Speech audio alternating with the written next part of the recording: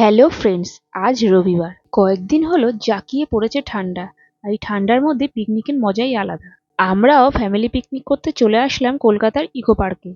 লেকের পাশে একটা ফাঁকা জায়গা দেখে আমরা বসে পড়লাম পিকনিক করতে। তবে সেদিন ঠান্ডা এতটাই বেশি ছিল যে সবাই কাবু হয়ে গিয়েছিল। তাই এক কাপ গরম কফি কাপে চুমুক দেওয়া অত্যন্ত দরকার ছিল।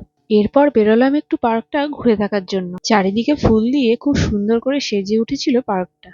এরপর তাতানকে খাইয়ে নিয়ে আমরা আমাদের লাঞ্চের আয়োজন শুরু করলাম। আর এই রান্নাগুলো বাড়ি থেকে করে আনা হয়েছিল। মেনুতে ছিল লাল লাল ঝাল ঝাল মটন কষা আর রুটি। সত্যি বলতে মটনটা কিন্তু দারুণ টেস্ট হয়েছিল, তাই খাবারটাও বেশ জমে গিয়েছিল। মিষ্টিতে ছিল নতুন গুড়ের সন্দেশ আর জল ভরা তালশাঁস। খাওয়া দাওয়া শেষ করে চললো একটু আড্ডা আর তাতানের সাথে খেলা। বিকেলের দিকে আমরা সবাই মিলে চলে এসেছিলাম ফুচকা খেতে। আমাদের সকলের ফুচকা খেতে কিন্তু দারুণ লাগে।